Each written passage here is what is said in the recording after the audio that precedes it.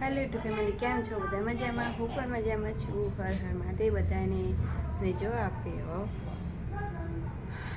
નહીં તો મસ્ત ફ્રેશ થઈ ગયા છીએ અને નવિયાને બધા અત્યારે જો નાસ્તો કરવા ઘરમાં બેઠા છે. અંધારું એટલે દેખાતું નહીં અંદર. વિશ્વાબેને જો આપણે નાસ્તો કરવા બેસી જાય 3 વાગ્યાનો. તો વિશ્વાબેન હે ને અમારે બપોરે હવે ખાતા નહીં, તો અત્યારે 3 વાગે પાછા ભૂખ્યા થઈ જાય, કારણ કે સવારે નાસ્તો કરીને જાય ને તો વિશુને અમારે બપોરે ભૂખ ઓછી લાગે ને પાછું ચટક પટક કરતા હોય હેઠતીને જાતે, ને થોડા પરેકા ને એવું બધું ખાય એટલે ભૂખ ઓછી લાગે ને ઘરનું ખાવાનું થોડું ઓછું ભાવે અમારે વિશુને. નવીયાબેન તો ખાય બધા આપીને શાક રોટલી ખાઈ લે એટલે એમને ઓછા પરેકા જોઈએ. ને વિશ્વાબેને તો ફૂલ પટ્ટી અમારે પરેકા ચાલુ જોઈએ આખો દાડો. ને કુલદીપભાઈએ જોવા કેવા શાંતિથી ઊંઘ્યા. આજ કુલદીપભાઈને હે ને હાલા તૂટી ગઈ હે, ગોળીઓ આજે તૂટી ગઈ હે તે કુલદીપભાઈને હે ને ખાટલામાં ઊંઘવાનો આજે વારો આવી ગયો હે. તો કુલદીપભાઈ શાંતિથી નીંદર લે હે. ગોળીઓ આજે હમું કરાવવા હાલવાનું હે પાછું, કારણ કે આ તો નેટ ઊંઘાડે હે કુલદીપભાઈ હે ને અમારે ગુડિયા વગર ઊંઘતા જ નહીં, પણ આજે જતો કરીને ખાટલામાં ઊંઘાડ્યા હે એટલે હવે ગુડિયાને હમું કરવા આલવું પડશે. ને અહીંયા જુઓ બધું નાસ્તા પાણી ને એવું બધું ચાલી રહ્યું છે અત્યારે. જો આપણે નોકરી પરથી ઘરે આવી જઈએ છે, જેવો ઘરે આવતા મેડમનું પાહું ચાલુ થઈ ગયું. મેડમને આ મોબાઈલમાં હવે રિઝલ્ટ ખરાબ આવે તો મેડમ હવે આઈફોનનું જીદ પકડીને બેઠા. તો મને કે હું વિડીયો ના બનાવું, મને આઈફોન લઈ આલો. તો હવે જુઓ મેડમ છે આવડું તાકીને બેઠા ને આઈફોનની જીદ પકડી છે મેડમે. તમે જોઈએ રિઝલ્ટ મેડમ કે અમે હું કાઢી આવું, કોઈ કોમેન્ટ કરીને બતાવો. મેડમ અમે કે હું કાઢી આવું. જો કેટલું વ્હાઇટિંગ ફેસ છે, હું તોય કાઢો આવું. મેડમનું તો કેટલું વ્હાઇટિંગ ફેસ છે, તો કે હું કાઢી આવું. તો કે હું આ મોબાઈલમાં બ્લોગ નહીં બનાવું, શોર્ટ ખાલી ચાલુ રાખો, બાકી મેં કે બ્લોગ નહીં બનાવું કે હું એમ કે મેડમ. તો હવે મેડમને આઈફોન લઈ આવવાનો તમારે કોમેન્ટમાં કહેજો. 50,000 નો આઈફોન આવે સ્ટાર્ટિંગ. તો મેડમ અટકીને બેઠા ને પાછું પ્લસ આ મોબાઈલ પણ રાખવો હોય આઈફોન પણ લેવો. તો મેડમને 2 શબ્દ તમે કોમેન્ટમાં કરી શકો.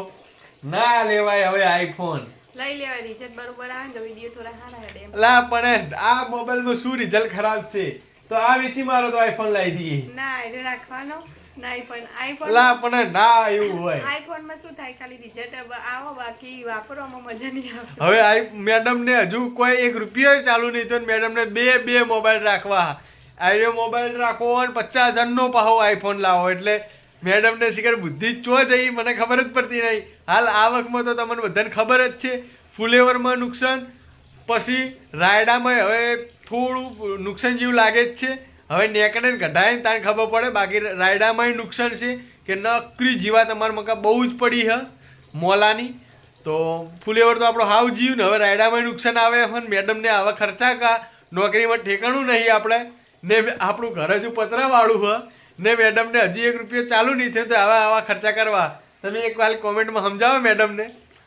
તમે બધા સપોર્ટ કરજો થોડો ઘણો તમારા. પણ ન લાવાય આઈફોન 2, ગમે એટલો ઈ સપોર્ટ કરે તો કોઈ 2 મોબાઈલ તો ના રાખાય. આ મોબાઈલ રાખવાનો પ્લસ પાછો 50,000 નો આઈફોન લાવવાનો. હવે પણ ખાલી ટાઈમ પાસ કરવા, આ ખાલી ટાઈમ પાસ કરવા લો બોલો. આવો મોબાઈલ છે, ઓપ્પો નો મોબાઈલ છે, સારામાં સારો મોબાઈલ હે ને આ મોબાઈલ મેડમ ને ટાઈમ પાસ કરવા રાખવો. પાછો એમાં ભાવ કયો પાછો કે આઈફોન લાવો 70,000 વાળો બોલો. લા બાપા ન લવાય 70,000 વાળો. લવાય પેલા હોમાં હરખી મહેનત કરો, હોમાં થાય પછી લવાય બધું. હવે મેડમ ને કોઈ સમજાવો. ગોડી શું કરે છે દર્પણમાં જોજે. લે બુટ્ટી પહેરે હે તું. ગુલ્યો શું કરે જો હવે વિશ્વા હોઈ ગયા હે ના કુલદીપભાઈ મારે એ જપી જા. ગોડા દીદી ના મરાય આમ તાકજે.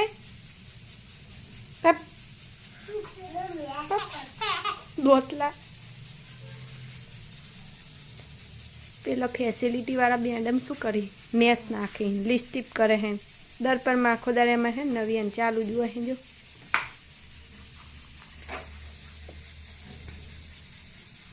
સાહેબની તબિયત થોડી લીક થઈ ગઈ. શું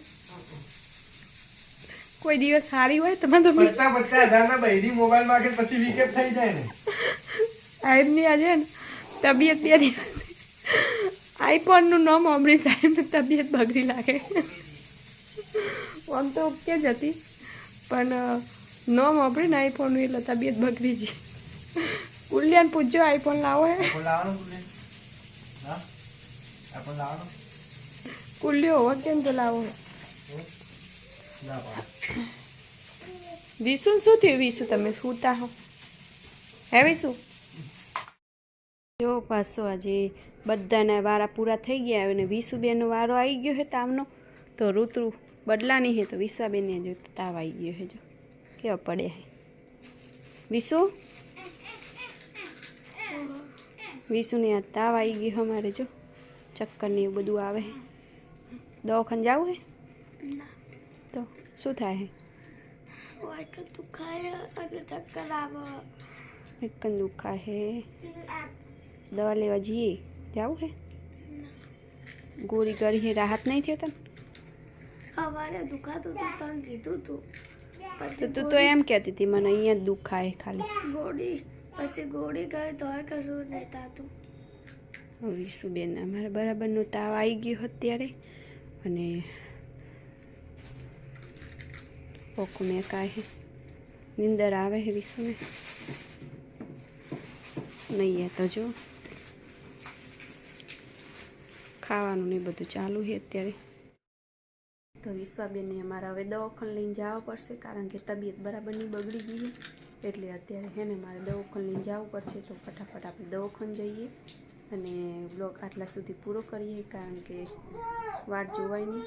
વિશ્વાબેનને છે ને બરાબરનું તાવ આવી ગયો છે એટલે ફટાફટ આપણે દવાખાને જવાનું પડશે.